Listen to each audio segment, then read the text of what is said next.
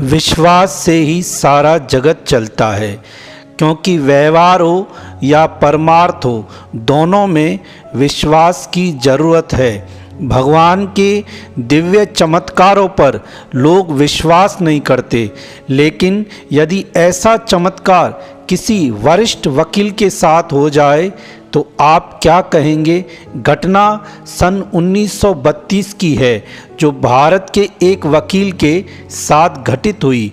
मध्य प्रदेश के उज्जैन संभाग का एक जिला आगर मालवा, जो कुछ वर्ष पूर्व तहसील से जिला बना है, इस जिले के न्यायालय में जय नारायण शर्मा नाम के एक वरिष्ठ वकील थे, जो पूर्ण निष्ठावान, सत्यवादी, सज्जन एवं ईमानदार व्यक्ति थे। अपने पक्षकार की ओर से वे समर्पित भाव से कार्य करते थे।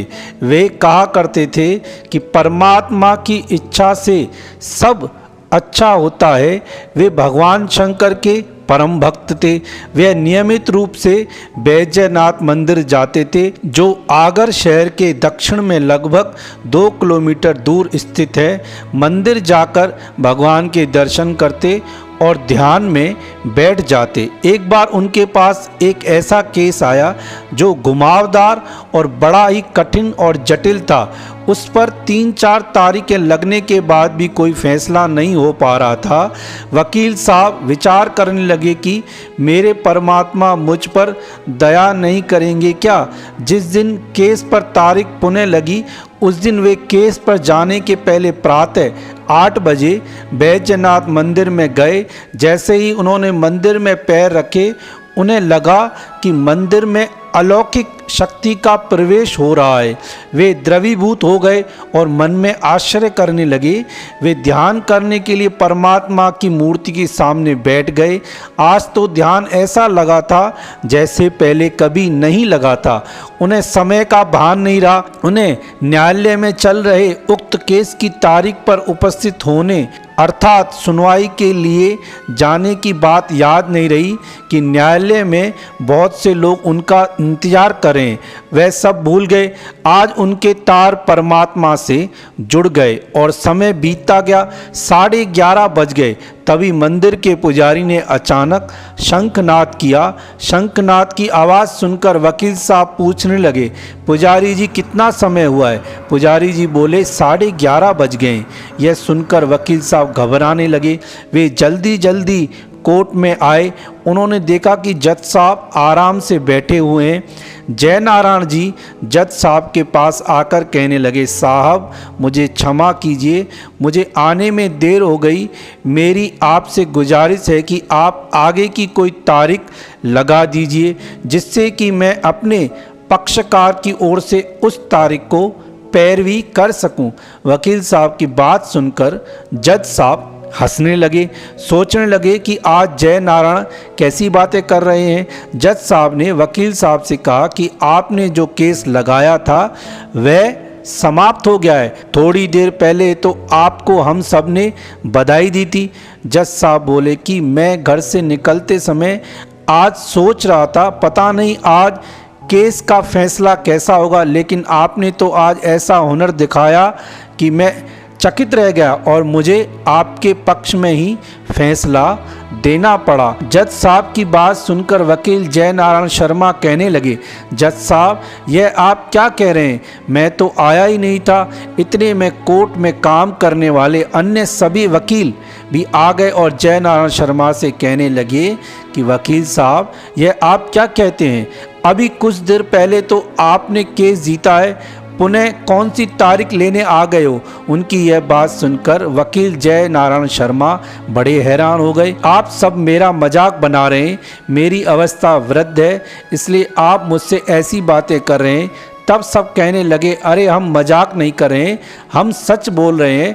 थोड़ी देर पहले आपके पक्ष में ही फैसला सुनाया गया था, तभी आप यहाँ से चल दिए थे। उन सब की बात सुनकर वकील जय नारायण ने कोर्ट का रजिस्टर मंगवाया। रजिस्टर उन्हें दिया गया। रजिस्टर खोलकर वे देखने लगे कि अगर फैसला मेरे पक्ष में आया होगा तो मेरे साइन भी होंगे। मैं देखना चाहता हूं कि मैंने साइन कहाँ किए। जैसे ही रजिस्टर में केस के संबंधित पन्ने पर अपने साइन देखे तो हैरान रह गए। सोचने लगे कि मेरे जैसे साइन कौन कर सकता है। तब सब ने कहा, अरे ये आपके ही हस्ताक्षर हैं, आपने ही किए, क्यों सोचते हो।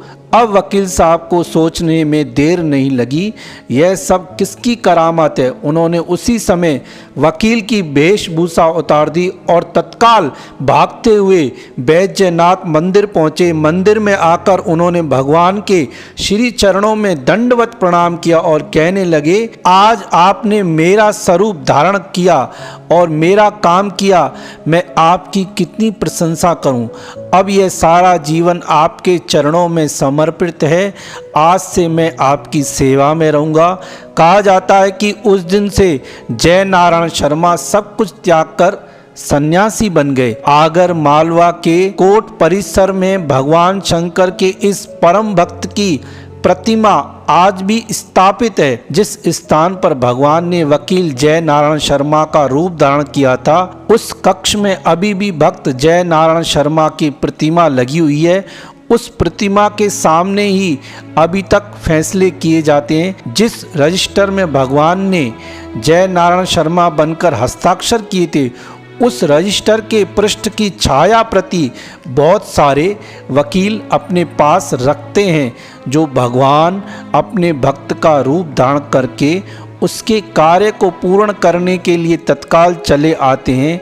ऐसे परमात्मा के पावन श्री चरणों में हमारा बारंबार प्रणाम है, प्रणाम है, प्रणाम है। भगवान श्री रामचरितमानस के अरण्य कांड में अपने भक्त देव ऋषि नारद को ये आश्वासन देते हैं कि हे मुनि सुनो, मैं तुम्हें हर्ष के साथ कहता हूँ, जो समस्त आशा भरोसा छोड़कर केवल मुझको ही बसते हैं, मैं सदा उनकी वैसे ही रखवाली करता हूँ जैसे माता बालक की रक्षा करती है।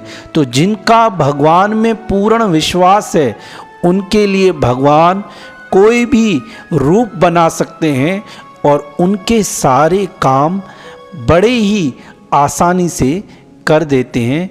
इसलिए भगवान पर पूरा विश्वास रखो, वह आपके भी सारे संकट और सारी मुसीबतें दूर करेगा। कहाँ से लाऊं वो शंख जो भोले को सुनाई दे, सुबह सवेरे लोग निहारें अपनी सूरत, मुझे तो बस महादेव दिखाई दे।